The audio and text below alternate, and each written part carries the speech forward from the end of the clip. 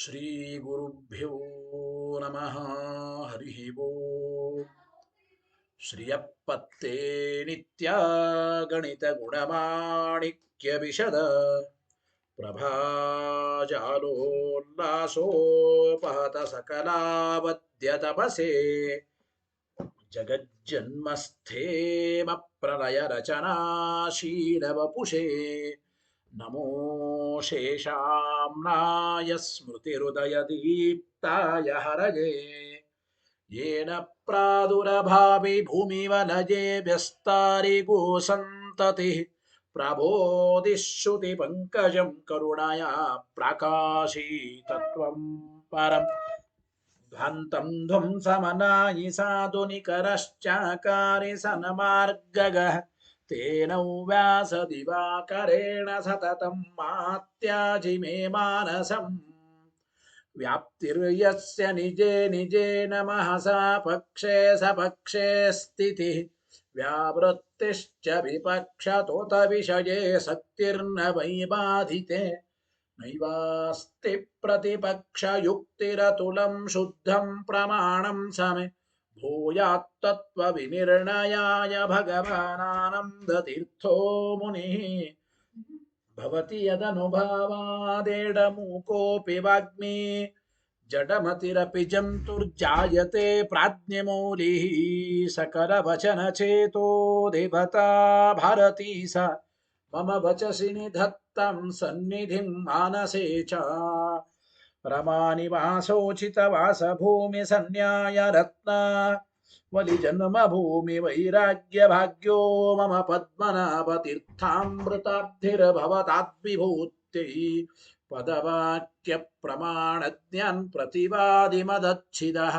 श्रीमदक्षोभ्यतीर्थाख्यानुपतिष्ठे गुरून्मम श्रीमदानन्दतीर्थार्य सन्मनः सरसे भुवि अनुव्याख्याननलिनी चञ्चरीकति मे मनः न शब्दाब्दौ गाढाः न च निगमचर्चासु चतुराः न च न्याये प्रौढाः न च विदितवेद्या अपि वयम् परं श्रीमत्पूर्णप्रमतिगुरुकारुण्यसरणिं प्रपन्नामन्यास्मः किमपि च वदन्तोऽपि महताम् भगवता बादरायणेन प्राणिनां निःश्रेयसाय प्रणीतमपि ब्रह्ममीमांसाशास्त्रम् असाधु निबन्धं दतमसावकुण्ठितत्वेन अप्रणीतमिव मन्यमानः भगवान् आनन्दतीर्थमुनिः यथाचार्याभिप्रायम् अस्य भाष्यं विधाय अनुभाष्यमपि करिष्यन् विलीन प्रकृतितया स्वयमन्तराय विदुरोऽपि अनवरतमीश्वर प्रवणकाय करणरुत्तिरपि नारायण प्रणामादिकं पारीप्सितस्यानन्तराय परिसमाप्तेः प्रचयस्य च हेतुतया वगीतशिष्टाचार परम्परादिना अवगतम् अवश्यं करणीयं शिष्यान् ग्राहयितुं ग्रन्थादौ निबध्नाति नारायणमिति नारायणं निखिलपूर्णगुणैकदेहं निर्दोषमाप्यतममप्यखिलैः सुमाख्यैः अस्योद्भवादिदमशेष विशेषतोऽपि वन्द्यं सदा प्रियतमं मम सन्नमामि तमेव शास्त्रप्रभवं प्रणम्य जगद्गुरूणां गुरुमञ्जसैव विशेषतो मे परमाख्यविद्याव्याख्यां करोम्यन्वपि चाहमेव ओमो मथातो ब्रह्मजिज्ञासा ॐ श्रुतिक्षीराब्धिमामथ्यधीमं दरमहीभृत प्राप्ता न्यायसुधा येन तं जयीन्द्रमहं भजे बुधैरपि सुदुर्बोधे ग्रन्थे जन्मम साहसं तत्पारयन्तु निपुणाः गुरुपादरजक्कणाः लौकिकफलं लक्षणामृतदोहिनीं गुरुवनुग्रहरूपां तां कामधेनुमुपास्महे मद्भोक्तिर्द्विनदी जयार्यशुभवाक्शूर्यात्मजा सङ्गमे व्याख्यास्नानमो विधाय नृहरे प्राप्य प्रसादं परम् ಪ್ರಾಪುರೋಜೆ ಕೃತಕೃತ್ಯತಾಂ ಗತಮಲಾ ವಿದ್ಯಾದಿರಾಜಾದಯೋ ಯೋಗೀಶ ಕೃಪಯಂತು ತೇ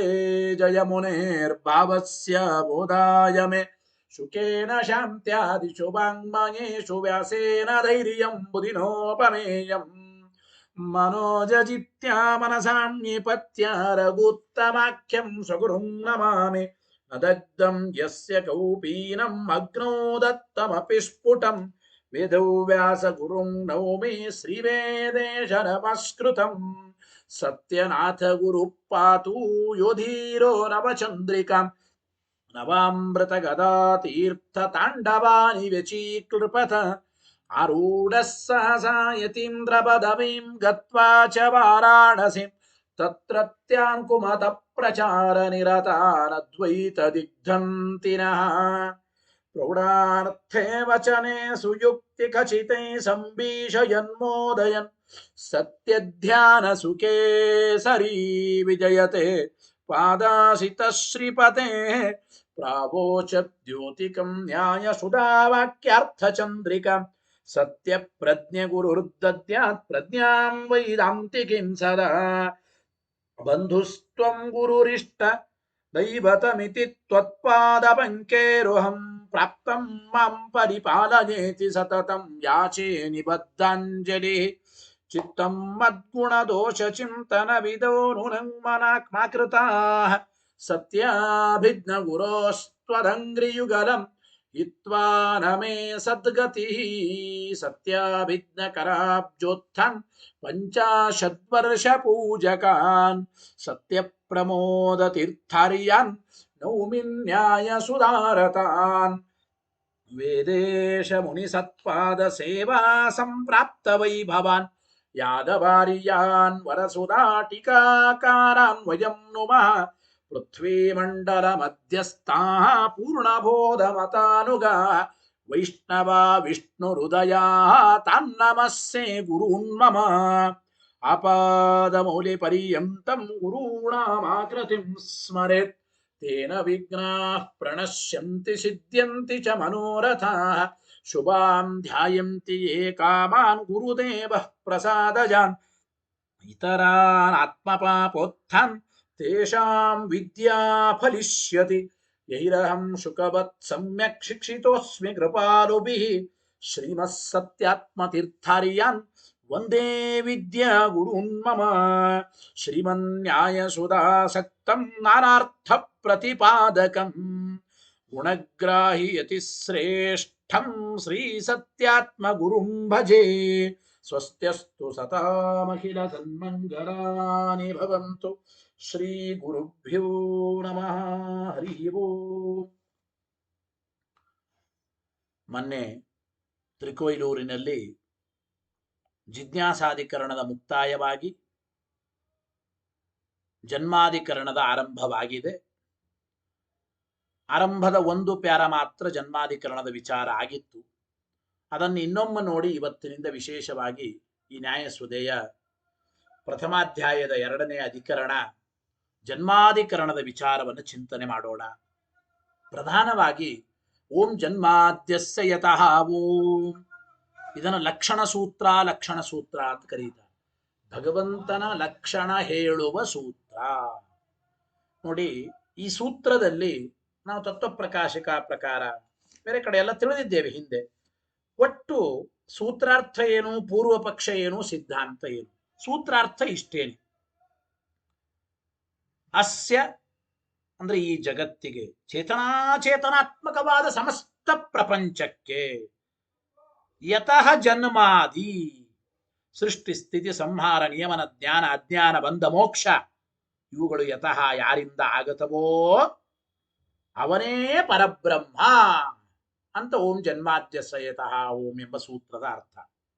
ಇಲ್ಲಿ ಪೂರ್ವ ಪಕ್ಷಗಳು ಏನ್ ಹೇಳ್ತಾ ಇದ್ದಾರಪ್ಪ ಅಂತಂದ್ರೆ, ಅವರಂದ್ರು ಯಥೋವಾ ಇಮಾನಿ ಜಾತಾನಿ ಭೂತಾನಿ ಜಾಯಂತೆ ಯೇನ ಜಾತಾನಿ ಜೀವಂತಿ ಯತ್ ಪ್ರಯಂತ್ಯ ಬಿಷಂ ವಿಶಂತೀತಿ ತದ್ವಿಜಿಜ್ಞಾಸಸ್ವ ತದ್ ಬ್ರಹ್ಮ ಅಂತ ಶ್ರುತಿಯಲ್ಲಿ ಬ್ರಹ್ಮನನ್ನ ಹೇಳ್ತಾ ಇದ್ದಾರೆ. ಈ ಶ್ರುತಿಯಲ್ಲಿ ಹೇಳಿದ ಬ್ರಹ್ಮ ಅಂದ್ರೆ ಯಾರ್ರಿ? ಶ್ರುತಿಯಲ್ಲಿ ಹೇಳಿದ ಈ ಬ್ರಹ್ಮ ಅಂದ್ರೆ ಜೀವನೋ ಅಥವಾ ವಿಷ್ಣುವೋ? ಈ ಬ್ರಹ್ಮ ಅಂದ್ರೆ ಜೀವನೇ. ಯಾಕೆ ನೋಡಿ, ಬ್ರಹ್ಮ ಶಬ್ದಕ್ಕೆ ಜೀವನಲ್ಲೇನೆ ರೂಢಿ ಇದೆ. ಯೋಗಕ್ಕಿಂತಲೂ ಕೂಡ ರೂಢಿಯೇ ಪ್ರಬಲ. ಮತ್ತು ಆತ್ಮಾವ ಅರೆ ದ್ರಷ್ಟವ್ಯ ಶ್ರೋತವ್ಯೋ ಮಂತವ್ಯೋ ನಿಧಿಧ್ಯಾಸಿತವ್ಯ. ಇಲ್ಲಿ ಆತ್ಮ ಶಬ್ದವನ್ನು ಕೂಡ ಜೀವನಲ್ಲಿ ಪ್ರಯೋಗ ಮಾಡಿದ್ದಾರೆ. ಆತ್ಮ ಶಬ್ದವನ್ನೂ ಜೀವನಲ್ಲೇ ಪ್ರಯೋಗ ಮಾಡಿದ್ದರಿಂದ, ಜೀವನಲ್ಲೇ ಬ್ರಹ್ಮ ಶಬ್ದಕ್ಕೆ ರೂಢಿ ಇರೋದ್ರಿಂದ ಬ್ರಹ್ಮ ಶಬ್ದದ ಅರ್ಥ ಜೀವನೇ. ಜೀವನಿಗೆ ಜಗಜ್ಜನ್ಮಾದಿ ಕಾರಣತ್ವ ಹೇಗೆ ಕೂಡುತ್ತದೆ ಅಂತಂದ್ರೆ, ಅದೃಷ್ಟದ್ವಾರ ಅವಶ್ಯವಾಗಿ ಜೀವನಿಗೂ ಜಗಜ್ಜನ್ಮಾದಿ ಕಾರಣತ್ವ ಹೇಳಬಹುದು.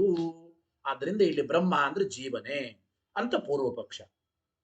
ಇದಕ್ಕೆ ವೇದವ್ಯಾಸರು ಆಚಾರ್ಯರು ಹೇಳಿದ ಸಿದ್ಧಾಂತ ಏನು ಅಂದ್ರೆ, ನೋಡಪ್ಪ, ಯಥೋ ವಾ ಇಮಾನಿ ಭೂತಾನಿ ಜಾಯಂತೆ ಯೇನ ಜಾತಾನಿ ಜೀವಂತಿ ಯತ್ ಪ್ರಯಂತ್ಯಪಿ ಶಂಪಿಶಂತೀತಿ ತದ್ ವಿಜಿಜ್ಞಾಸಸ್ವ ತದ್ ಬ್ರಹ್ಮ ಅಂತ ಹೇಳಿದ್ದಾರೆ. ಜಗಜ್ಜನ್ಮಾದಿ ಕಾರಣನಾದವನೇ ಪರಬ್ರಹ್ಮ. ಈ ಜೀವ ಸರ್ವಥ ಜಗಜ್ಜನ್ಮಾದಿ ಕಾರಣನಲ್ಲ. ಜಗಜ್ಜನ್ಮಾದಿ ಕಾರಣ ವಿಷ್ಣುವೇ, ಪರಬ್ರಹ್ಮನೇ ಆಗುತ್ತಾನೆ. ಯಾತಕ್ಕೆ ಅಂದ್ರೆ ಮುಂದೆ 2ನೇ ಅಧ್ಯಾಯದಲ್ಲಿ 1ನೇ ಪಾದದಲ್ಲೇನೆ ಓಂ ಇತರವ್ಯಪದೇಶಾತ್ ಹಿತಾಕರಣಾದಿ ದೋಷ ಪ್ರಸಕ್ತಿ, ಈ ಒಂದು ಸೂತ್ರದಲ್ಲಿ ಮುಂದೆ ಜೀವನಿಗೆ ಸ್ವಾತಂತ್ರ್ಯೇಣ ಕರ್ತೃತ್ವವನ್ನು ನಿಷೇಧ ಮಾಡಿದ್ದಾರೆ.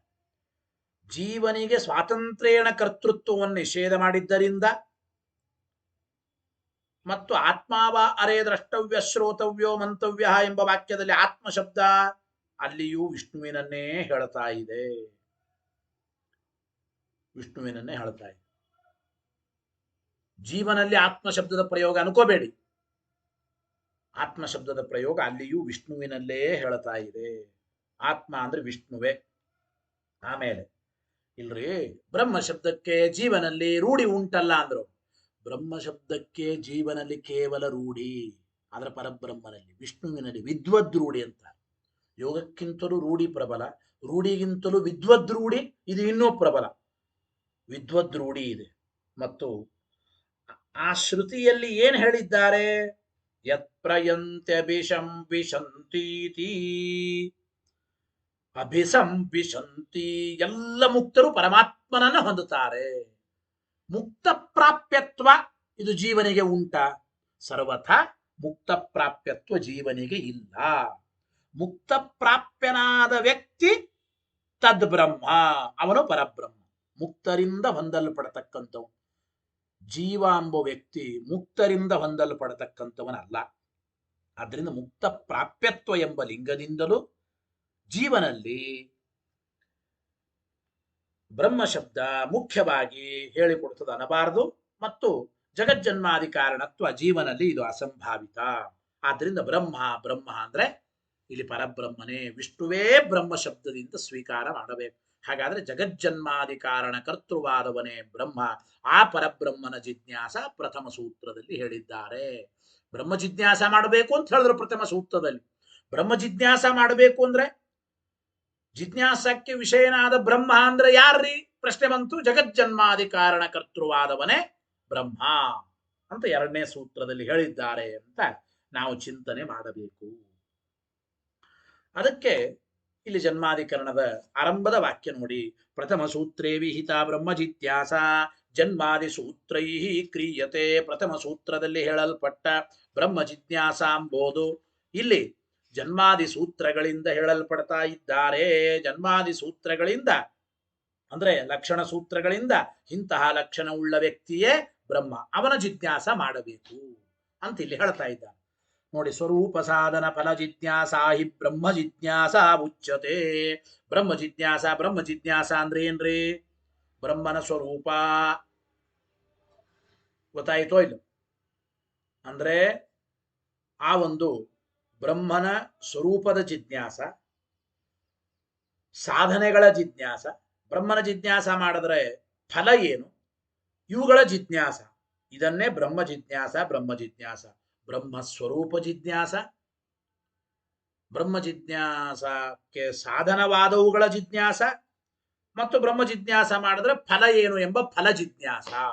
ಹೀಗೆ ಬ್ರಹ್ಮ ಜಿಜ್ಞಾಸ ಶಬ್ದದಿಂದ ಹೇಳಿದ್ದಾರೆ ಅಂತ ಹೇಳಿದರು. ಇದೆಲ್ಲ ಹಿಂದೆ ಪಾಠ ಆಗಿದೆ. ವೇಗವಾಗಿ ನೋಡಿ ಮುಂದಿನ ಪಾಠಕ್ಕೆ ಹೋಗೋಣ. ಇಲ್ಲಿ ಬ್ರಹ್ಮಣ ಜಿಜ್ಞಾಸ ಬ್ರಹ್ಮ ಜಿಜ್ಞಾಸ ಅಂತ ಪ್ರಶ್ನೆ ಬಂತು. ಬ್ರಹ್ಮಣ ಜಿಜ್ಞಾಸ ಬ್ರಹ್ಮ ಜಿಜ್ಞಾಸ ಅಂತ ಷಷ್ಠಿ ವಿಭಕ್ತಿಯನ್ನ ಇಲ್ಲಿ ಹೇಳಿದರೂ ಕೂಡ ಪ್ರಾಧಾನ್ಯೇನ ಪರಬ್ರಹ್ಮನ ಜಿಜ್ಞಾಸ ಅಂತೆ ಅರ್ಥ. ಯಾಕೆ? ಪ್ರಧಾನೇನ ಅಪ್ರಧಾನ ಉಪಲಕ್ಷಣಸ್ಯ ಅಂಗೀಕೃತತ್ವಾತ್. ಪ್ರಧಾನವಾದದ್ದರಿಂದ ಅಪ್ರಧಾನವಾದದ್ದನ್ನ ಉಪಲಕ್ಷಣತೆಯ ಸ್ವೀಕಾರ ಮಾಡಬಹುದು ಅಂತ ಇದೆ. ಹಾಗೆ ಇಲ್ಲಿ ಬಂದ ಪ್ರಶ್ನೆ ಏನು? ಬ್ರಹ್ಮನ ಸ್ವರೂಪದ ಜಿಜ್ಞಾಸ ಹೇಳಬೇಕು, ಸಾಧನೆಗಳ ಜಿಜ್ಞಾಸ ಫಲ ಜಿಜ್ಞಾಸ ಯಾತಕ್ಕೆ ತಗೋಬೇಕು ಬ್ರಹ್ಮ ಜಿಜ್ಞಾಸ ಶಬ್ದದಿಂದ? ಅಂದ್ರೆ ಹೌದು, ಪ್ರಧಾನವಾಗಿ ಬ್ರಹ್ಮ ಸ್ವರೂಪದ ಬಗ್ಗೆ ಜಿಜ್ಞಾಸ, ಅಪ್ರಧಾನವಾದ ಸಾಧನ ಜಿಜ್ಞಾಸ ಫಲ ಜಿಜ್ಞಾಸಗಳನ್ನು ಕೂಡ ಉಪಲಕ್ಷಣತೆಯ ಸ್ವೀಕಾರ ಮಾಡಬೇಕು ಅಂತ ಹೇಳಿದ್ದಾರೆ. ಹೇಗೆ ಅಂದ್ರೆ ಹಿಂದೆ ವಿವರಣೆ ಹೇಳಿದ್ದೆ ಹಿಂದಿನ ಪಾಠದಲ್ಲಿ. ರಾಜ ಅಯಂ ಗಚ್ಚತಿ, ರಾಜನು ಹೋಗುತ್ತಿದ್ದಾನೆ ಅಂದ್ರೆ ರಾಜ ಮಾತ್ರ ಹೋಗುತ್ತಾನೆ ಅಂತ ಅರ್ಥವ ಅಲ್ಲ. ರಾಜನು ಹೋಗುವಾಗ 10 ಜನ ಜೊತೆಗೆ ಮಂತ್ರಿಗಳು, ಸೈನಿಕರು, ಅಧಿಕಾರಿಗಳು ಎಲ್ಲರೂ ಹೋಗುತ್ತಾರೆ. ರಾಜನು ಹೋಗುತ್ತಿದ್ದಾನೆ ಪ್ರಧಾನವಾಗಿ, ಅಪ್ರಧಾನತೆಯ ಅವಶ್ಯವಾಗಿ ಬೇರೆಗಳು ಮಂತ್ರಿ ಮೊದಲಾದವರು ಹೋಗುತ್ತಿದ್ದಾರೆ ಅಂತ ಹೇಗೆ ಅರ್ಥ ಮಾಡ್ತೇವೋ ಹಾಗೆ ಬ್ರಹ್ಮನ ಜಿಜ್ಞಾಸ ಅಂದ್ರೆ ಬ್ರಹ್ಮನ ಪ್ರಧಾನವಾಗಿ ಬ್ರಹ್ಮನ ಸ್ವರೂಪದ ಜಿಜ್ಞಾಸ, ಉಪಲಕ್ಷಣತೆಯ ಅಪ್ರಧಾನವಾದ ಸಾಧನೆಗಳ ಜಿಜ್ಞಾಸ ಫಲಗಳ ಜಿಜ್ಞಾಸನು ಸ್ವೀಕಾರ ಮಾಡಬಹುದು. ಸಾಧನಾದಿ ಜಿಜ್ಞಾಸ ಸಾಧನಾದಿ ಜಿಜ್ಞಾಸಾಮಂತರೇಣ ಆಕಾಂಕ್ಷಾ ಅನುಪರಮಾಚ್ಚ. ಮತ್ತು ಸಾಧನ ಜಿಜ್ಞಾಸ ಫಲ ಜಿಜ್ಞಾಸ ಇವುಗಳು ಮಾಡದೇನೆ ಕೇವಲ ಬ್ರಹ್ಮನ ಜಿಜ್ಞಾಸ ಎಂಬುದದು ಉಪಸಂಹಾರವಾಗೋದಿಲ್ಲ. ಆದ್ದರಿಂದ ಸಾಧನ ಜಿಜ್ಞಾಸ ಫಲ ಜಿಜ್ಞಾಸಗಳ ಜೊತೆಗೇನೆ ಪ್ರಧಾನವಾದ ಬ್ರಹ್ಮ ಸ್ವರೂಪದ ಬಗ್ಗೆ ಜಿಜ್ಞಾಸ ಮಾಡಬೇಕು. ತತ್ರ ಸಾಧನ ಫಲಯೋ ಬ್ರಹ್ಮೋಪಹಿತತ್ವ. ಸಾಧನ ಮತ್ತು ಫಲಗಳು ಅವು ಬ್ರಹ್ಮನ ಸ್ವರೂಪದ ಜಿಜ್ಞಾಸಕ್ಕೆ ಸಹಾಯಕ.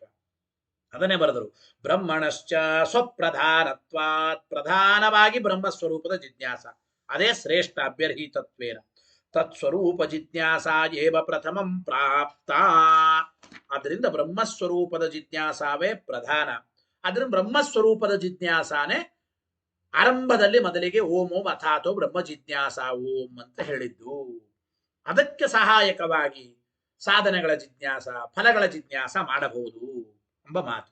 ಸರಿ, ಇಲ್ಲಿ ಬ್ರಹ್ಮ ಜಿಜ್ಞಾಸ ಮಾಡಬೇಕಾದ್ರೆ ಆರಂಭಕ್ಕೆ ಮೊದಲು ಬ್ರಹ್ಮನ ಲಕ್ಷಣಗಳ ಬಗ್ಗೆ ವಿಚಾರ ಯಾತಕ್ ಮಾಡ್ತಾ ಇದ್ದಾರೆ 2ನೇ ಸೂತ್ರದಲ್ಲಿ. ಓಂ ಜನ್ಮಾದ್ಯಸ್ಯ ಯತಃ ಓಂ. ಲಕ್ಷಣಗಳ ಹೇಳುವ ಪ್ರಸಕ್ತಿ ಏನು ಅಂದ್ರೆ ಸ್ವರೂಪ ಜಿಜ್ಞಾಸಾಚ ಲಕ್ಷಣ ಪ್ರಮಾಣಾಭ್ಯಾಂ ಸಂಭವತಿ. ನೋಡಿ, ಬ್ರಹ್ಮಸ್ವರೂಪದ ಜಿಜ್ಞಾಸ ಮಾಡ್ಬೇಕಾದ್ರೆ ಬ್ರಹ್ಮ ಅಂದ್ರೆ ಯಾರು, ಬ್ರಹ್ಮಸ್ವರೂಪ ಅಂದ್ರೆ ಏನು, ಜಗಜ್ಜನ್ಮಾದಿ ಕಾರಣವಾದದ್ದೇ ಬ್ರಹ್ಮ ಅಂತ ಹೇಳಬೇಕಾಗಿದೆ. ಲಕ್ಷಣ ಹೇಳದೆ ಹೊರತು ಬ್ರಹ್ಮಸ್ವರೂಪದ ಬಗ್ಗೆ ಜ್ಞಾನ ಆಗೋದಿಲ್ಲ. ಬ್ರಹ್ಮನ ಜಿಜ್ಞಾಸ ಮಾಡಬೇಕಾದ್ರೆ ಬ್ರಹ್ಮನ ಲಕ್ಷಣ ಏನು, ಆ ಒಂದು ಬ್ರಹ್ಮನ ಸ್ವರೂಪದ ಬಗ್ಗೆ ಪ್ರಮಾಣ ಏನು. ಆದ್ರಿಂದ ಲಕ್ಷಣ ಮತ್ತು ಪ್ರಮಾಣಗಳಿಂದಲೇನೆ ಎಲ್ಲ ವಸ್ತುಗಳ ನಿರ್ಧಾರ. ಆದ್ದರಿಂದ 2ನೇ ಸೂತ್ರದಲ್ಲಿ ಲಕ್ಷಣ ಮತ್ತು ಪ್ರಮಾಣಗಳ ಮೂಲಕವಾಗಿ ಬ್ರಹ್ಮಸ್ವರೂಪವನ್ನು ತಿಳಿಸಿ ಅಂತಹ ಬ್ರಹ್ಮದ ಸ್ವರೂಪದ ಜಿಜ್ಞಾಸವನ್ನ ಪ್ರಥಮ ಸೂತ್ರದಲ್ಲಿ ವಿಧಾನ ಮಾಡ್ತಾ ಇದ್ದಾರೆ ಅಂತ ನಾವು ತಿಳಿಯಬೇಕು. ತತ್ರಾಪಿ ಲಕ್ಷಣೇನ ಸ್ವೇತರ ಸಮಸ್ತ ವಸ್ತು ವ್ಯಾವೃತ್ತತಯ ಸ್ವರೂಪೇ ಪ್ರತಿಪಾದಿತೆ ಪ್ರಮಾಣಾಕಾಂಕ್ಷಾ ಜಾಯತೆ ಇತಿ. ನೋಡಿ, ಅದರಲ್ಲಿಯೂ ಕೂಡ ಬ್ರಹ್ಮನ ಸ್ವರೂಪದ ಬಗ್ಗೆ ಜಿಜ್ಞಾಸ ಮಾಡಬೇಕು. ಪ್ರಥಮ ಸೂತ್ರದಲ್ಲಿ ಹೇಳಿದರು. ಆ ಬ್ರಹ್ಮ ಅಂದ್ರೆ ಯಾರು, ಬ್ರಹ್ಮನ ಲಕ್ಷಣ ಏನು ಅಂದ್ರೆ ಲಕ್ಷಣಗಳಿಂದ ಯಾವಾಗಲೂ ಏನ್ ತಿಳಿಯುತ್ತದೆ, ಶ್ವೇತರ ಅಂದ್ರೆ ಈ ಲಕ್ಷವಾದ ವಸ್ತು, ಲಕ್ಷಣಗಳಿಂದ ಲಕ್ಷಣಗಳಿಂದ ಹೇಳಿಸಿಕೊಳ್ಳಲ್ಪಡಬೇಕಾದ ಈ ಲಕ್ಷವಾದ ವಸ್ತು ತಾನು ಇತರ ಸಮಸ್ತ ವಸ್ತುಗಳಿಂದ ಭಿನ್ನವಾಗಿದೆ. ನೋಡಿ, ಗೋವಿನ ಲಕ್ಷಣ ಹೇಳ್ತೇವೆ, ಶಾಸ್ತಾದಿಮತ್ವಂ ಗೋರ್ ಲಕ್ಷಣಂ. ಸಾಸ್ನಾದಿಮತ್ವ ಎಂಬ ಗೋವಿನ ಲಕ್ಷಣ ಹೇಳದ ಮೇಲೆ ಈ ಗೋ ಅಂಬೋದು ಸಾಸ್ನಾದಿಮತ್ತಾಗದ ಇತರವಾದ ತನ್ನಿಂದ ಭಿನ್ನವಾದ ಸಮಸ್ತ ವಸ್ತುಗಳಿಂದ ಇದು ಭಿನ್ನವಾಗಿದೆ ಅಂತ ಪ್ರತಿಪಾದನೆ ಮಾಡಿದ ಮೇಲೆ ಅದು ಹೇಗೆ ಈ ಪರಬ್ರಹ್ಮ ಎಂಬೋನು ತನ್ನಿಂದ ಭಿನ್ನವಾದ ಅಲಕ್ಷ್ಯವಾದ ಎಲ್ಲದರಿಂದಲೂ ಕೂಡ ಇವನು ವ್ಯಾವೃತ್ತನಾಗಿದ್ದಾನೆ ಅಂತ ಹೇಳಿದಾಗ ಸ್ವೇತರ ಸಮಸ್ತ ವಸ್ತು ವ್ಯಾವೃತ್ತತೆಯ ಸ್ವ ಇತರ ತನ್ನಿಂದ ಭಿನ್ನವಾದ ಸಮಸ್ತ ವಸ್ತು ವ್ಯಾವೃತ್ತತೆಯ ಎಲ್ಲ ವಸ್ತುಗಳಿಂದ ಭಿನ್ನವಾಗಿ ಈ ಬ್ರಹ್ಮಸ್ವರೂಪ ಪ್ರತಿಪಾದನೆ ಮಾಡಿದಾಗ ಈ ವಿಷಯದಲ್ಲಿ ಪ್ರಮಾಣ ಏನು ಸ್ವರೂಪೇ ಪ್ರತಿಪಾದಿತೆ ಪ್ರಮಾಣಾಕಾಂಕ್ಷಾ ಜಾಯತೆ ಈ ವಿಷಯದಲ್ಲಿ ಪ್ರಮಾಣ ಏನು ಅಂತ ಪ್ರಶ್ನೆ ಬಂದರೆ ಇತಿ ಲಕ್ಷಣಸ್ಯೈವ ಪ್ರಾಥಮ್ಯಂ ಯುಕ್ತಂ ಆದ್ದರಿಂದ ಬ್ರಹ್ಮನ ಸ್ವರೂಪದ ಬಗ್ಗೆ ಹೇಳುವಾಗ ಬ್ರಹ್ಮನ ಲಕ್ಷಣ ಹೇಳದ ಮೇಲೆ ಬ್ರಹ್ಮ ಎಲ್ಲದರಿಂದ ಭಿನ್ನ ಅಂತ ಗೊತ್ತಾಗುತ್ತಾನೆ. ಹಾಗಾದ್ರೆ ಇಂತಹ ಬ್ರಹ್ಮನ ಸ್ವರೂಪದ ವಿಚಾರದಲ್ಲಿ ಪ್ರಮಾಣ ಏನು ಅಂತ ಪ್ರಶ್ನೆ ಬಂದಾಗ ಆ ಒಂದು ಬ್ರಹ್ಮನ ಲಕ್ಷಣದ ಬಗ್ಗೆ ವಿಚಾರ ಮಾಡೋದೇ ಮೊದಲಿಗೆ ಯೋಗ್ಯ. ಆ ಲಕ್ಷಣಕ್ಕೇನೇ ಪ್ರಾಥಮ್ಯ. ಪ್ರಥಮದಲ್ಲಿ ಮೊದಲು ಬ್ರಹ್ಮನ ಲಕ್ಷಣ ವಿಚಾರ ಮಾಡಿದರೆ ಹೇಗೆ ಬ್ರಹ್ಮನ ಸ್ವರೂಪದ ವಿಚಾರದಲ್ಲಿ ಪ್ರಮಾಣ ಇದೆ ಎಂಬುದು ಗೊತ್ತಾಗುತ್ತದೆ. ಈ ಅಭಿಪ್ರಾಯದಿಂದ ಇತ್ಯಾಶಯವಾನ್ ಸೂತ್ರ ತಾತ್ಪರ್ಯಮಾಹ ಈ ಅಭಿಪ್ರಾಯದಿಂದಲೇ ಸೂತ್ರದ ತಾತ್ಪರ್ಯವನ್ನೇ ಆಚಾರ್ಯರು ತಮ್ಮ ಅನುವ್ಯಾಖ್ಯಾನ ಶ್ಲೋಕದಲ್ಲಿ ಹೇಳ್ತಾ ಇದ್ದಾರೆ. ಅನುವ್ಯಾಖ್ಯಾನ ಶ್ಲೋಕ ಹೇಳಿ ಅರ್ಥ ತಿಳಿಯೋಣ. ಅಂದರೆ ಜಗಜ್ಜನ್ಮಾದಿ ಕಾರಣತ್ವ ಇದು ಪರಬ್ರಹ್ಮನ ಲಕ್ಷಣ. ಅದೃಷ್ಟದ್ವಾರ ಬೇರೆ ಯಾವುದೋ ಜೀವಾದಿಗಳಿಗೆ ಕೂಡಿಸ್ತೇವೆ ಅಂದ್ರೆ ಬರಲ್ಲ ಎಂಬ ಮಾತನ್ನು ಹೇಳ್ತಾ ಇದ್ದ. ಅದನ್ನು ಜಗಜ್ಜನ್ಮಾದಿ ಕಾರಣತ್ವ ಇದು ಬ್ರಹ್ಮನ ಲಕ್ಷಣವೇ. ಸೂತ್ರದ ಅಭಿಪ್ರಾಯವನ್ನೇ ಆಚಾರ್ಯರು ತಮ್ಮ ಅನುವ್ಯಾಖ್ಯಾನದಲ್ಲಿ ಹೇಳ್ತಾ ಇದ್ದಾರೆ. ಶ್ಲೋಕ ಹೇಳಿ ಅರ್ಥ ತಿಳಿಯೋಣ. ಅಂತಃ ಸಮುದ್ರಗಂ ವಿಶ್ವ ಪ್ರಸೂತೆ ಕಾರಣಂತು ಯತ ಸೂಕ್ತೋಪನಿಷದಾದ್ಯುಕ್ತಂ ಜನ್ಮಾದ್ಯಸ್ಯೇತಿ ಲಕ್ಷ್ಯತೆ.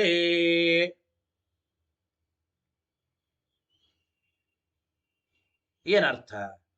ಅಂತಃ ಸಮುದ್ರಗಂ ಸಮುದ್ರದ ಮಧ್ಯಭಾಗದಲ್ಲಿ ಇರತಕ್ಕಂತಹ ಅಂತಃ ಸಮುದ್ರಗಂ ಸಮುದ್ರದ ಮಧ್ಯಭಾಗದಲ್ಲಿರುವ ವಿಶ್ವ ಪ್ರಸೂತೇ ಕಾರಣಂ ಈ ಸಮಸ್ತ ವಿಶ್ವದ ಪ್ರಸೂತಿ ಹುಟ್ಟಿಗೆ ಕಾರಣವಾದ ಅಂದ್ರೆ ಈ ಸಮಸ್ತವಾದ ವಿಶ್ವದ ಅಂದ್ರೆ ಪ್ರಕೃತಿಗೆ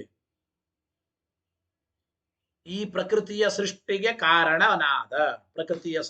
ಕಾರಣನಾದ ಸೂಕ್ತೋಪನಿಷದಾದ್ಯುಕ್ತಂ ಅಂಬ್ರಣಿ ಸೂಕ್ತ, ಅಸ್ಯ ವಾಮೀಯ ಸೂಕ್ತ, ವಾಮನ ಸೂಕ್ತ, ಅಂಬಸ್ಯ ಪಾರೇ ಭುವನಸ್ಯ ಮಧ್ಯೆ ಎಂಬುವ ಮಹಾನಾರಾಯಣ ಉಪನಿಷತ್ತು ಮತ್ತು ಆದಿಪದೇನ ಸ್ಮೃತಿಗಳು ಇವುಗಳಲ್ಲಿ ಹೇಳಲ್ಪಟ್ಟ ಪ್ರತಿಪಾದ್ಯನ ಸೂಕ್ತೋಪನಿಷದಾದ್ಯುಕ್ತಂ ಇವುಗಳಲ್ಲಿ ಪ್ರತಿಪಾದ್ಯನಾದ ಬ್ರಹ್ಮ ಪರಬ್ರಹ್ಮನೇ ಯತ ಯಾವ ಪರಬ್ರಹ್ಮ ಎಂಬ ವಸ್ತು ಇದೆಯೋ ಆ ಪರಬ್ರಹ್ಮ ಎಂಬ ವಸ್ತುವೇ ಜನ್ಮಾದ್ಯಸ್ಯ ಇತಿ ಲಕ್ಷ್ಯತೆ ಜನ್ಮಾದ್ಯಸ್ಯ ಯತಃ ಎಂಬುವ ಲಕ್ಷಣ ಸೂತ್ರದಿಂದ ಪ್ರತಿಪಾದ್ಯವಾಗಿದೆ.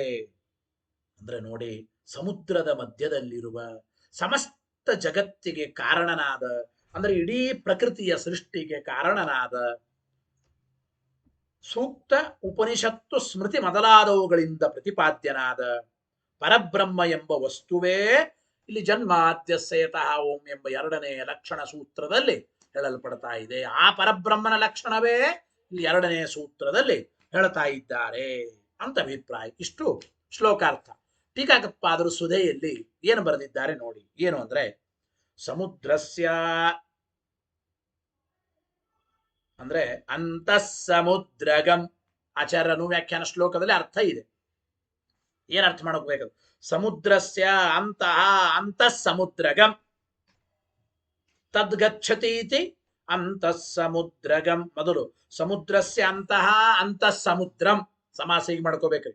ಸಮುದ್ರಸ್ಯ ಅಂತಃ ಸಮುದ್ರಂ ಸಮುದ್ರದ ಒಳಗಿನ ಭಾಗ. ತದ್ಗಚ್ಚತಿ ಇತಿ ಅಂತಃ ಸಮುದ್ರಗಂ ಆ ಸಮುದ್ರದ ಒಳಗಡೆ ಮಧ್ಯಭಾಗದಲ್ಲಿ ಇರತಕ್ಕಂಥವನು. ಸಮುದ್ರಸ್ಯ ಅಂತಃ ಅಂತಃ ಸಮುದ್ರಂ, ಸಮುದ್ರಂ ಗಚ್ಚತಿ ಇತಿ ಅಂತಃ ಸಮುದ್ರಂ ಗಚ್ಚತಿ ಇತಿ ಅಂತಃ ಸಮುದ್ರಗಂ ಅಂದ್ರೆ ಸಮುದ್ರದ ಒಳಗಿದ್ದವನು, ಸಮುದ್ರದ ಮಧ್ಯದಲ್ಲಿ ವಾಸ ಮಾಡಿಕೊಂಡಿದ್ದವನು ಎಂಬುವ ಅರ್ಥ ಬರ್ತಾ ಇದೆ ಅಂತ ನಾವು ಚಿಂತನೆ ಮಾಡಬೇಕು.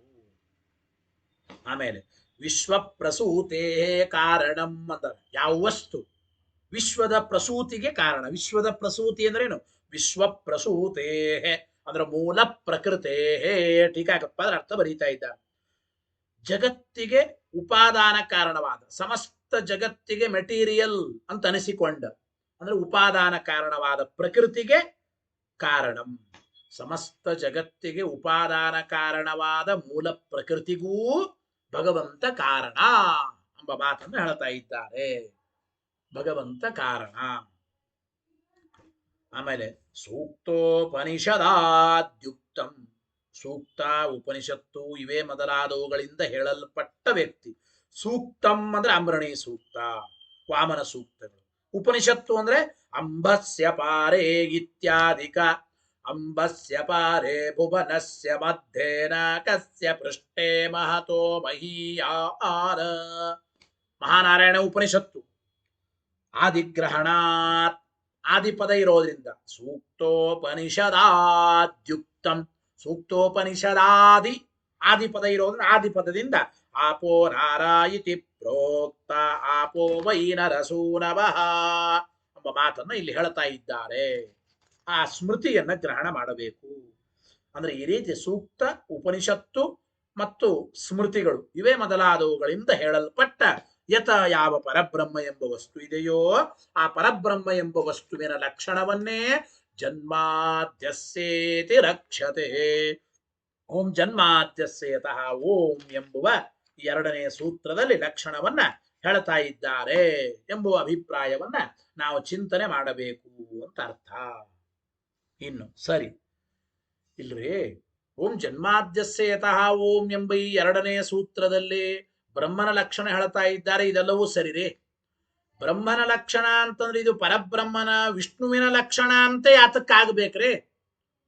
ಈ ಜಗಜ್ಜನ್ಮಾದಿ ಕಾರಣತ್ವ ಎಂಬ ಲಕ್ಷಣ ಬೇರೆ ವ್ಯಕ್ತಿಗಳಿಗೂ ಹೇಳಬಹುದಲ್ಲ ಅಂದ್ರೆ ಹಾಗಲ್ಲ ಎಂಬ ಮಾತಿಗೆ ಮುಂದಿನ ವಾಕ್ಯಗಳಲ್ಲಿ ಉತ್ತರ ಕೊಡ್ತಾ ಇದ್ದ ನೋಡಿ. ಅಂತಃ ಸಮುದ್ರಗತ್ವಾದಿನ ಯತ್ ಸೂಕ್ತಾದ್ಯುಕ್ತಂ ತತ ಜನ್ಮಾದ್ಯಸ್ಯತಃ ಇತಿ ಸೂತ್ರೇಣ ಲಕ್ಷ್ಯತೆ ಅಂತ ಅಭಿಪ್ರಾಯ. ಅಲ್ಲಿ ಜನ್ಮಾದ್ಯಸ್ಯೇತಿ ಲಕ್ಷ್ಯತೆ ಈ ಆಚಾರ್ಯರ ಮಾತಿಗೆ ಶ್ಲೋಕಕ್ಕೆ ಟೀಕಾರಾಯರ ಅರ್ಥ ಬರೀತಾ ಇದ್ದ. ಅಂದ್ರೆ ಸಮುದ್ರದ ಮಧ್ಯದಲ್ಲಿದ್ದವನು, ಸಮಸ್ತ ಜಗತ್ತಿಗೆ ಮೂಲ ಕಾರಣವಾದ ಮೂಲ ಪ್ರಕೃತಿಗೂ ಕಾರಣನಾದವನು ಮತ್ತು ಅಂಬರಣಿ ಸೂಕ್ತ ಉಪನಿಷತ್ತು ಸ್ಮೃತಿಗಳಿಂದ ಪ್ರತಿಪಾದ್ಯನಾದವನು. ಅಂತಹ ವ್ಯಕ್ತಿ ಜನ್ಮಾದ್ಯಸ್ಯತಃ ಎಂಬ ಲಕ್ಷಣದಿಂದ ಹೇಳಲ್ಪಡ್ತಾ ಇದೆ.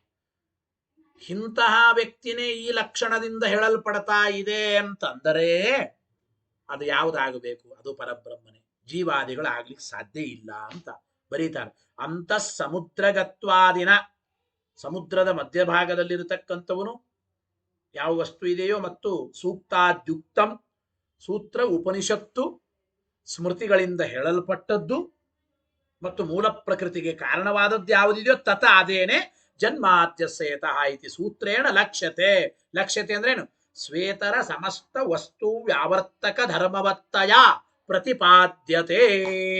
ತನ್ನಿಂದ ಭಿನ್ನವಾದ ಸಮಸ್ತ ವಸ್ತುಗಳಿಂದ ವ್ಯಾವೃತ್ತವಾಗಿ ಅಂದ್ರೆ ಭಿನ್ನ ಅಂತ ಪ್ರತಿಪಾದಿಸಲ್ಪಡ್ತಾ ಇದೆ ನೋಡಿ.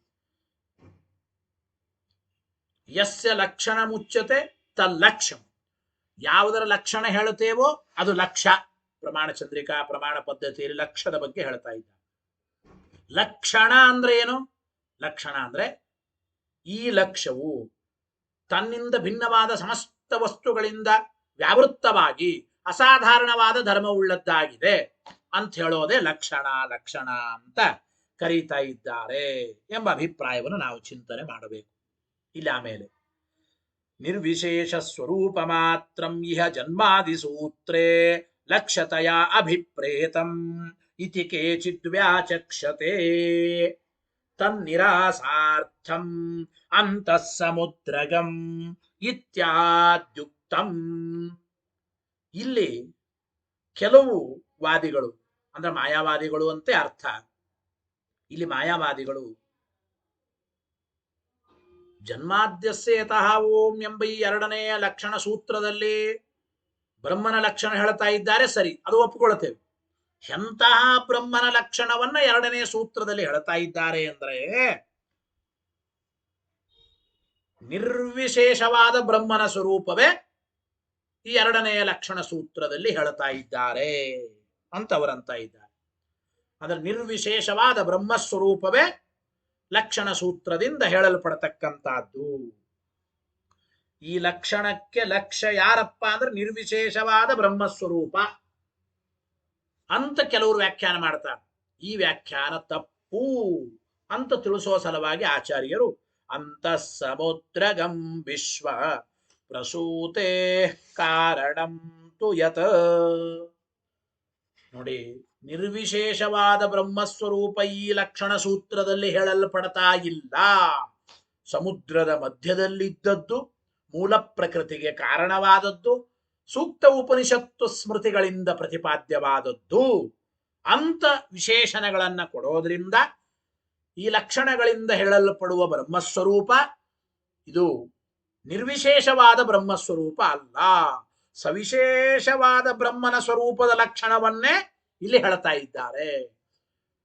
ಅಂದ್ರೆ ವಿಶೇಷಗಳಿಂದ ಕೂಡಿಕೊಂಡ ಬ್ರಹ್ಮನ ಲಕ್ಷಣವನ್ನೇ ಎರಡನೇ ಸೂತ್ರಗಳಲ್ಲಿ ಹೇಳ್ತಾ ಇದ್ದಾರೆ ಹೊರತು ನಿರ್ವಿಶೇಷವಾದ ಬ್ರಹ್ಮನ ಲಕ್ಷಣವನ್ನು ಎರಡನೇ ಸೂತ್ರಗಳಲ್ಲಿ ಹೇಳ್ತಾ ಇದ್ದಾರೆ ಅಂತ ತಿಳಿಯಬೇಡಿ. ಅದಕ್ಕಾಗಿ ಆಚಾರ್ಯರು ತನ್ನಿರಾಸಾರ್ಥಂ ಅಂತಃ ಸಮುದ್ರಗಂ ಇತ್ಯಾದ್ಯುಕ್ತಂ. ಅಂತಃ ಸಮುದ್ರಗಂ ವಿಶ್ವ ಪ್ರಸೂತೆ ಕಾರಣಂ ತು ಯತ ಸೂಕ್ತೋಪನಿಷದಾದ್ಯುಕ್ತಂ ಜನ್ಮಾದ್ಯಸ್ಯೇತಿ ಲಕ್ಷ್ಯತೆ ಎಂಬ ಮಾತನ್ನು ಹೇಳಿದ್ದಾರೆ. ಸವಿಶೇಷವಾದ ಬ್ರಹ್ಮಸ್ವರೂಪವೇ ಈ ಲಕ್ಷಣ ಸೂತ್ರದಲ್ಲಿ ಹೇಳಲ್ಪಡ್ತಾ ಇದೆ ಹೊರತು ನಿರ್ವಿಶೇಷವಾದ ಬ್ರಹ್ಮನ ಸ್ವರೂಪದ ಬಗ್ಗೆ ಲಕ್ಷಣವನ್ನ ಎರಡನೇ ಸೂತ್ರದಲ್ಲಿ ಹೇಳ್ತಾ ಇಲ್ಲ ಎಂಬ ಮಾತನ್ನ ಆಚಾರ್ಯರು ಉತ್ತರ ಕೊಟ್ಟರು. ಸರಿ ಇದೆ. ಆದ್ಮೇಲೆ ಅತ್ರ ಹಿ ಸೂತ್ರೇ ಯತಃ ಇತಿ ಶ್ರವಣಾತ್ ತದಿತಿ ಲಕ್ಷ್ಯತೆ. ನೋಡಿ, ಓಂ ಜನ್ಮಾದ್ಯಸ್ಯ ಯತಃ ಎಂಬುವ ಈ ಸೂತ್ರದಲ್ಲಿ ಯತಃ ಅಂತ ಇರೋದರಿಂದ ಇಲ್ಲಿ ತತ್ ಎಂಬ ಶಬ್ದವನ್ನ ನಾವು ಹಚ್ಚಿಕೊಳ್ಳಬೇಕು, ಅಧ್ಯಾಹಾರ ಮಾಡಿಕೊಳ್ಳಬೇಕು. ಅಂದರೆ ಯತಃ ಯಾವನಿಂದ ಅಸ್ಯ ಈ ಜಗತ್ತಿಗೆ ಜನ್ಮಾದಿ ಜಗಜ್ಜನ್ಮಾದಿಗಳು ಉಂಟಾಗುತ್ತವೋ, ಅಂದ್ರೆ ಯತಃ ಯಾವನಿಂದ ಅಸ್ಯ ಈ ಪ್ರಪಂಚಕ್ಕೆ ಜನ್ಮಾದಿಗಳು ಉಂಟೋ ತತ ಅವನೇ ಪರಬ್ರಹ್ಮ ಎಂಬುವ ಪರಬ್ರಹ್ಮನ ಲಕ್ಷಣವನ್ನು ಹೇಳಿದಂತಾಯಿತು. ಆದ್ರಿಂದ ಈ ಸೂತ್ರದಲ್ಲಿ ಯತಃ ಅಂತ ಇರೋದ್ರಿಂದ ಅತ್ರ ಈ ಸೂತ್ರೇ ಯತಃ ಇತಿ ಶ್ರವಣಾತ್, ಯತಃ ಅಂತ ಇರೋದ್ರಿಂದ ತದಿತಿ ಲಕ್ಷ್ಯತೆ, ತದಿತಿ ಲಭ್ಯತೆ ತತ್ ಎಂಬುದನ್ನ ನಾವು ಹಚ್ಚಿಕೊಳ್ಳಬೇಕೆಂಬುದು ಸ್ಪಷ್ಟವಾಗುತ್ತೆ. ಯತ್ ಶಬ್ದ ಇದ್ರೆ ತತ್ ಶಬ್ದವನ್ನ ಹಚ್ಚಿಕೊಳ್ಳಬೇಕು, ತತ್ ಶಬ್ದ ಇದ್ರೆ ಹಿಂದೆ ಯತ್ ಶಬ್ದವನ್ನು ಅಧ್ಯಾಹಾರ ಮಾಡಿಕೊಳ್ಳಬೇಕು. ಅಂದ್ರೆ ಏನಾಯ್ತಪ್ಪ ಮುಂದೆ ನೋಡಿ, ತಚ್ಚ ಶಬ್ದಾತ್ ಉಪಸರ್ಜನತೆಯ ಪ್ರಕೃತತ್ವೇಪಿ ಅರ್ಥತಃ ಪ್ರಾಧಾನ್ಯಾತ್ ಬ್ರಹ್ಮೈವ ಸಂಬದ್ಧತೆ.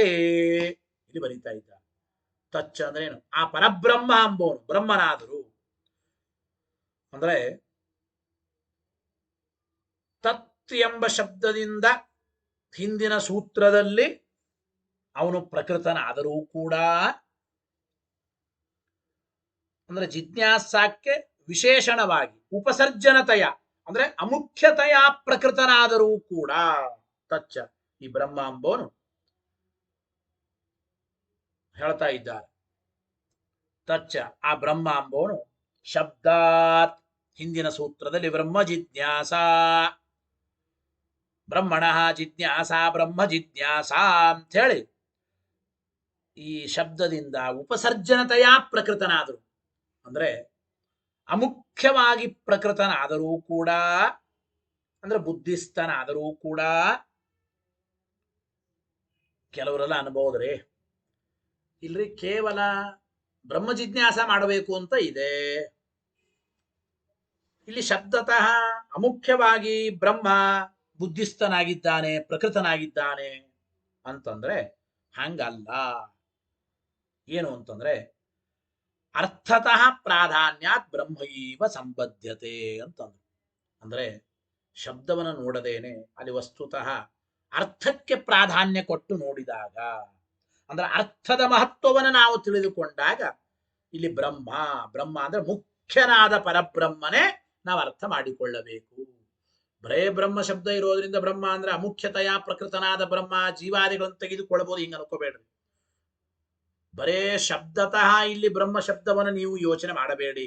ಬ್ರಹ್ಮ ಶಬ್ದದ ಅರ್ಥವನ್ನ ನಾವು ಪರಿಶೀಲನೆ ಮಾಡಿ ನೋಡಿದಾಗ ಅರ್ಥತಃ ಪ್ರಾಧಾನ್ಯ, ಬ್ರಹ್ಮ ಶಬ್ದಕ್ಕೆ ಪರಿಪೂರ್ಣ ಅಂತ ಅರ್ಥ ಇದೆ. ಗುಣಪರಿಪೂರ್ಣ, ಗುಣಪರಿಪೂರ್ಣನಾದ ವ್ಯಕ್ತಿ ಬ್ರಹ್ಮ. ಅಂತಹ ಗುಣಪರಿಪೂರ್ಣನಾದ ವ್ಯಕ್ತಿಯ ಬ್ರಹ್ಮನ ಜಿಜ್ಞಾಸಾವೇ ಇಲ್ಲಿ ಪ್ರಥಮ ಸೂತ್ರದಲ್ಲಿ ಹೇಳ್ತಾ ಇದ್ದಾರೆ ಎಂಬುದನ್ನ ನಾವು ಅರ್ಥ ಮಾಡಿಕೊಳ್ಳಬೇಕು ಅಂತ ಅಭಿಪ್ರಾಯ. ಇಲ್ಲಿ ಪ್ರಶ್ನೆ, ನಚ ಅಮುಖ್ಯಂ ಬ್ರಹ್ಮ ಜಾತ್ಯಾದಿಕಂ ಇಹ ಲಕ್ಷ್ಯಂ ಇತಿ ಪರಸ್ಯಾಪಿ ಸಮ್ಮತಂ. ಇನ್ನೊಂದು ಮಾತು ಹೇಳ್ತಾ ಇದ್ದೀನಿ ನೋಡಿ, ಇದು ಲಕ್ಷಣ ಹೇಳುವ ಸೂತ್ರ. ಓಂ ಜನ್ಮಾದ್ಯಸ್ಯ ಯತಃ ಓಂ ಲಕ್ಷಣ ಹೇಳುವ ಸೂತ್ರ.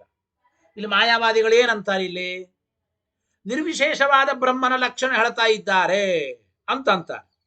ಅಂತೂ ನೋಡಿ, ಅಂದ್ರೆ ಅಮುಖ್ಯವಾದ ಬೃಹಜಾತಿ ಜೀವ ಕಮಲಾಸನ ಶಬ್ದ ರಾಶಿಷು, ಅಂದರೆ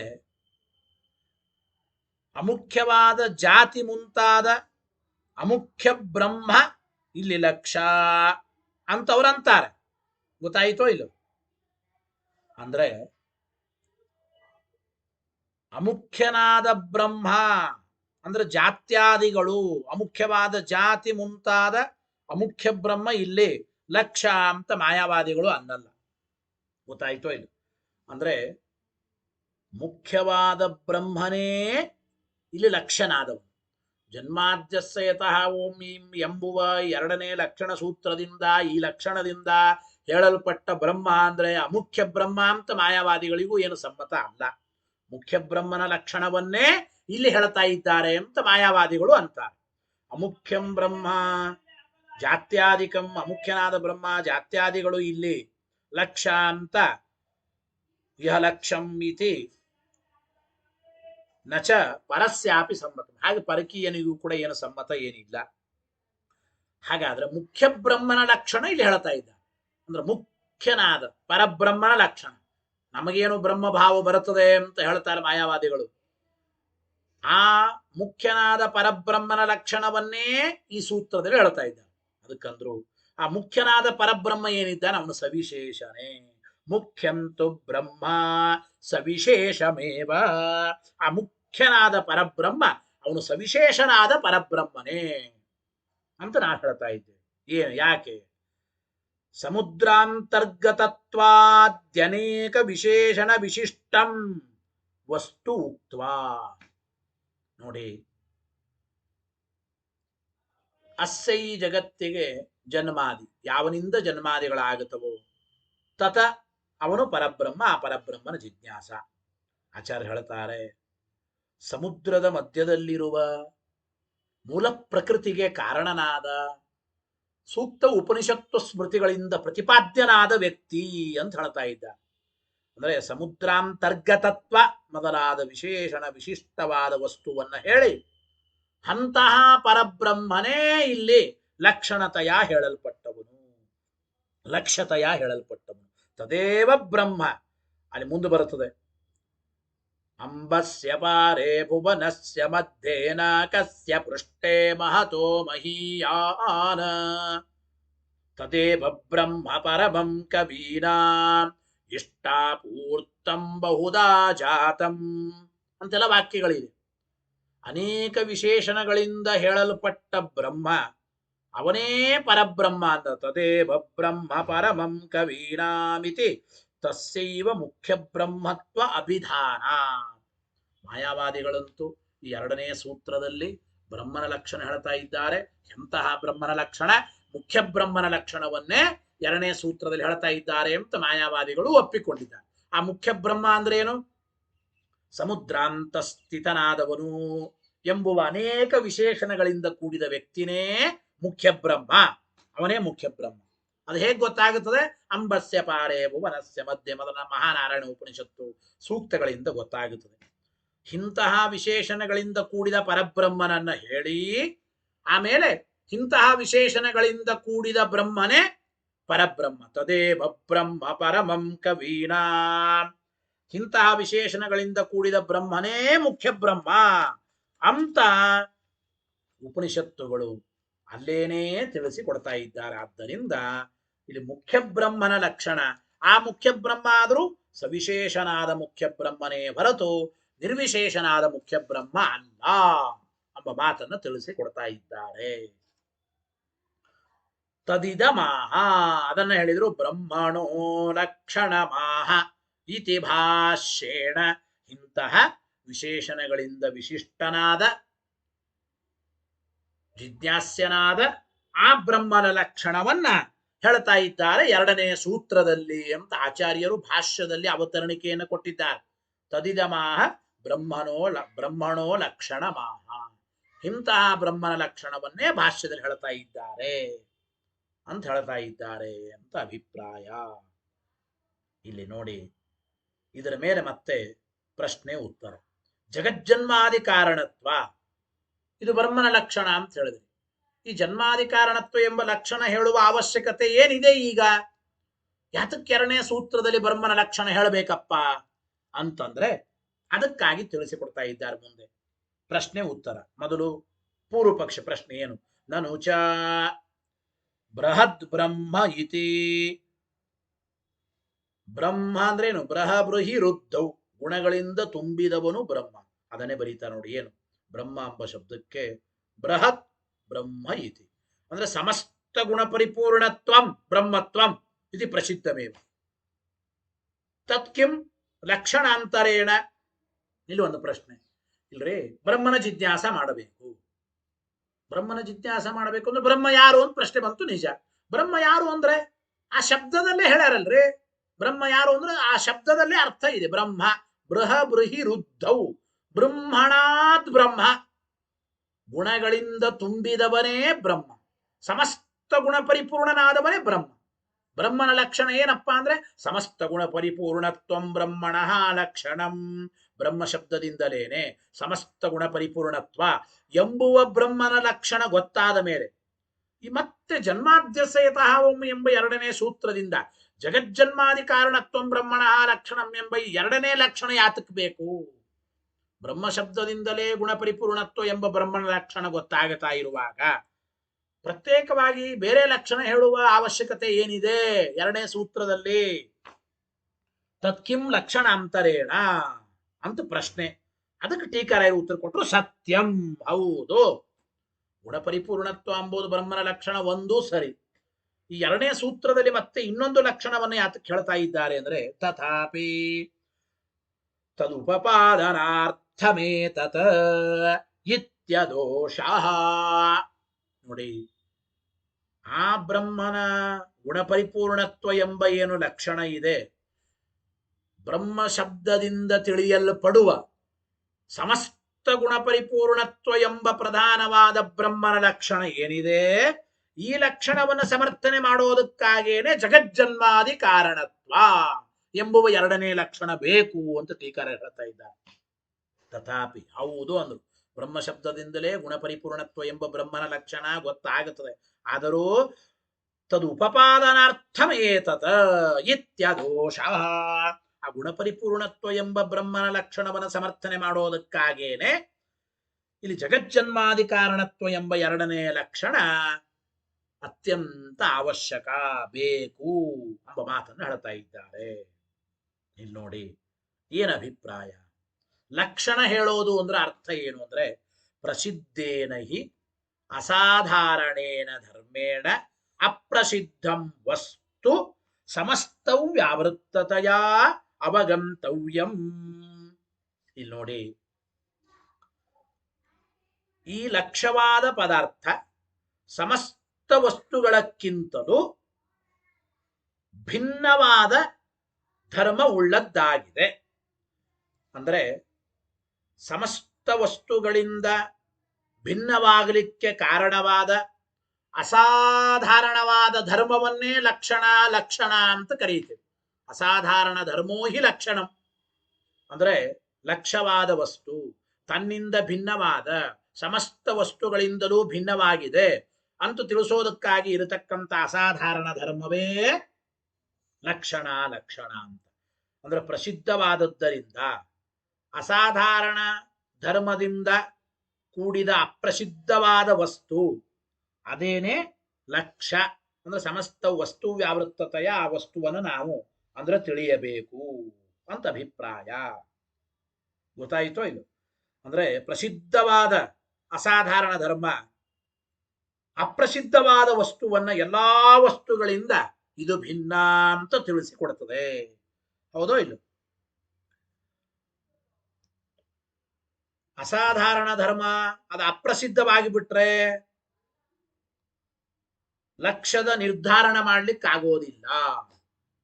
ಆದ್ದರಿಂದ ಪ್ರಸಿದ್ಧವಾದ ಅಸಾಧಾರಣ ಧರ್ಮದಿಂದ ಲಕ್ಷ್ಯವಾದ ವಸ್ತುವಿನ ನಿರ್ಧಾರ ಮಾಡಿ ಈ ಲಕ್ಷ್ಯವಾದ ವಸ್ತು ಎಲ್ಲದರಿಂದ ಭಿನ್ನವಾಗಿದೆ ಅಂತ ತಿಳಿಸೋದೇ ಮುಖ್ಯವಾಗಿ ಲಕ್ಷಣದ ಉದ್ದೇಶ. ಗೊತ್ತಾಯಿತು? ಲಕ್ಷಣ ಜ್ಞಾನಕ್ಕೆ ಪ್ರಯೋಜನ ಏನು ಅಂತ ಆರಂಭದಲ್ಲೇನೆ ಪ್ರಮಾಣ ಚಂದ್ರಿಕಾ ಪ್ರಮಾಣ ಜ್ಞಾನಗಳಲ್ಲಿ ಹೇಳಿದ್ದಾರೆ. ಪ್ರಮಾಣ ಚಂದ್ರಿಕಾ ಪ್ರಮಾಣ ಪದ್ಧತಿಯಲ್ಲಿ ಹೇಳಿದ್ದಾರೆ ನೋಡಿ. ಬರೆದರು ನಚ ಪರಮೇಶ್ವರಸ್ಯ ಸಮಸ್ತ ಗುಣ ಪರಿಪೂರ್ಣತ್ವಂ ಪ್ರಸಿದ್ಧಂ ಏನ ಲಕ್ಷಣಯ ನಿರ್ದೇಷ್ಟುಂ ಶಕ್ಯತೆ. ಈಗ ಗುಣಪರಿಪೂರ್ಣತ್ವ ಅಂಬೋದು ಬ್ರಹ್ಮನ ಲಕ್ಷಣ ಅಂತ ಹೇಳೋದು ಬಿಟ್ಟು ಜಗಜ್ಜನ್ಮಾದಿ ಕಾರಣತ್ವ ಅಂಬೋದು ಬ್ರಹ್ಮನ ಲಕ್ಷಣ ಅಂತ ಯಾಕೆ ಹೇಳಿದ್ರು ಅಂದ್ರೆ, ಪ್ರಸಿದ್ಧವಾದದ್ದರಿಂದ ಅಪ್ರಸಿದ್ಧವಾದ ವಸ್ತುವಿನ ಲಕ್ಷಣ ಹೇಳಬೇಕ್ರಿ. ಈಗ ಗುಣಪರಿಪೂರ್ಣತ್ವ ಅಂಬೋದು ಇದು ಪ್ರಸಿದ್ಧವಾದ ಲಕ್ಷಣ ಅಲ್ಲ ಅಂತ ಇದ್ದಾರೆ. ಪರಮೇಶ್ವರಸ್ಯ ಸಮಸ್ತ ಗುಣಪೂರ್ಣತ್ವಂ ನಚ ಪ್ರಸಿದ್ಧಂ. ಆ ಪರಮಾತ್ಮನ ಗುಣಪರಿಪೂರ್ಣತ್ವ ಅಂಬೋದು ಇದು ಪ್ರಸಿದ್ಧವಾದದ್ದಲ್ಲ. ಅದು ಪ್ರಸಿದ್ಧವಾಗಿದ್ರೆ ಗುಣಪರಿಪೂರ್ಣತ್ವ ಎಂಬ ಲಕ್ಷಣ ಅತ್ಯಂತ ಪ್ರಸಿದ್ಧವಾಗಿದ್ರೆ ಲಕ್ಷಣತೆಯ ನಿರ್ದೇಷ್ಟುಂ ಶಕ್ಯತೆ. ಅದೇ ಪರಬ್ರಹ್ಮನ ಲಕ್ಷಣ ಅಂತ ನಿರ್ದೇಶ ಮಾಡಬಹುದಾಗಿತ್ತು. ಅನೇನತು ಲಕ್ಷಣೇನ ಲಕ್ಷಿತೆ. ಒಂದು ವೇಳೆ ಗುಣಪರಿಪೂರ್ಣತ್ವ ಎಂಬ ಲಕ್ಷಣದಿಂದ ಬ್ರಹ್ಮನ ಲಕ್ಷಣ ಹೇಳಿಬಿಟ್ರೆ ಬ್ರಹ್ಮಣಿ ಸಮಸ್ತ ಗುಣಪರಿಪೂರ್ಣತ್ವಮಪಿ ಪ್ರಧಾನ ಲಕ್ಷಣಂ ಸಿದ್ಧ್ಯತಿ ಅವಿನಾಭಾವಿತ್ವಾತ್. ಅಂದ್ರೆ ಸಮಸ್ತ ಗುಣ ಪರಿಪೂರ್ಣತ್ವ ಎಂಬುದು ಅದು ಪ್ರಸಿದ್ಧವಾಗಿಲ್ಲ ಮೊದಲು. ಅನೇನತು ಲಕ್ಷಣೇನ ಲಕ್ಷಿತೇ ಬ್ರಹ್ಮಣಿ. ಈ ಜಗಜ್ಜನ್ಮಾದಿ ಕಾರಣತ್ವ, ಜಗಜ್ಜನ್ಮಾದಿ ಕಾರಣನಾದ ವ್ಯಕ್ತಿ ಬ್ರಹ್ಮ ಅಂತ ಹೇಳದ ಮೇಲೆ ಆ ಸಮಸ್ತ ಗುಣ ಪರಿಪೂರ್ಣತ್ವ ಎಂಬ ಪ್ರಧಾನವಾದ ಲಕ್ಷಣವು ಗೊತ್ತಾಗುತ್ತದೆ. ಅಂದ್ರೆ ಸಮಸ್ತ ಗುಣ ಪರಿಪೂರ್ಣತ್ವವೇ ಮೊದಲು ಬ್ರಹ್ಮನ ಲಕ್ಷಣ ಅಂತ ಹೇಳಿಬಿಟ್ರೆ ಅದು ಯಾರಿಗೂ ಗೊತ್ತಾಗಲ್ಲ. ಸಮಸ್ತ ಗುಣ ಪರಿಪೂರ್ಣತ್ವ ಜಗತ್ತಿನಲ್ಲಿ ಕಂಡಿಲ್ಲ. ಅನಂತ ಕಲ್ಯಾಣ ಗುಣ ಪರಿಪೂರ್ಣನಾದ ವ್ಯಕ್ತಿ ಯಾರೂ ಕಂಡಿಲ್ಲ. ಅದಕ್ಕೆ ಅದು ತಕ್ಷಣ ಗೊತ್ತಾಗೋದಿಲ್ಲ. ಅದು ಅಪ್ರಸಿದ್ಧವಾದ ಲಕ್ಷಣ ಸಮಸ್ತ ಗುಣ ಪರಿಪೂರ್ಣತ್ವ. ಅದಕ್ಕೇನು ಮಾಡಿದರು? ಈ ಬ್ರಹ್ಮ ಸಮಸ್ತ ಗುಣ ಪರಿಪೂರ್ಣ ಯಾಕೆ ಅಂತ ಪ್ರಶ್ನೆ ಬಂದಾಗ ಜನ್ಮಾದ್ಯಸ್ಯ. ಚತುರ್ಮುಖ ಬ್ರಹ್ಮ ಜಗತ್ತಿಗೆ ಸೃಷ್ಟಿಕರ್ತ. ಬೇರೆ ಬೇರೆ ಬೇರೆ ದೇವತೆಗಳು ಒಂದೊಂದನ್ನು ಸೃಷ್ಟಿ ಮಾಡುತ್ತಾರೆ. ಹಾಗಾದ್ರೆ ಜನ್ಮಾದಿ ಕಾರಣತ್ವ ಎಂಬ ಲಕ್ಷಣ ಇದು ಪ್ರಸಿದ್ಧವಾದ ಲಕ್ಷಣ. ಪ್ರಸಿದ್ಧವಾದ ಈ ಜನ್ಮಾದಿ ಕಾರಣತ್ವ ಪರಬ್ರಹ್ಮನಿಗೆ ಇದೆ ಅಂತ ಸಮರ್ಥನೆ ಮಾಡೋದ್ರಿಂದ, ಅಂದ್ರೆ ಪ್ರಸಿದ್ಧವಾದ ಜನ್ಮಾದಿ ಕಾರಣತ್ವ ಎಂಬ ಲಕ್ಷಣ ಹೇಳಿಬಿಟ್ರೆ ಈ ಜನ್ಮಾದಿ ಕಾರಣನಾದ ವ್ಯಕ್ತಿಯೇ ಗುಣಪರಿಪೂರ್ಣನಾದ ಪರಬ್ರಹ್ಮ ಅಂತ ಹೇಳಬಹುದು. ಯಾತಕ್ಕೆ ಅಂತಂದ್ರೆ ಜನ್ಮಾದಿ ಕಾರಣತ್ವ ಎಂಬ ಲಕ್ಷಣಕ್ಕೂ ಗುಣಪರಿಪೂರ್ಣತ್ವ ಎಂಬ ಲಕ್ಷಣಕ್ಕೂ ಒಂದು ಅವಿನಾಭಾವ ಸಂಬಂಧ ಇದೆ ಅಂತ ಅಭಿಪ್ರಾಯ. ಅಂದ್ರೆ ಭಗವಂತ ಸಕಲ ಗುಣ ಪರಿಪೂರ್ಣ. ಯಾಕೆ ಅಂದ್ರೆ ಸಮಸ್ತ ಜಗತ್ತಿಗೆ ಕಾರಣಕರ್ತೃ ಆದ್ದರಿಂದ ಅಂತ ನಾ ಹೇಳ್ಬೋದು.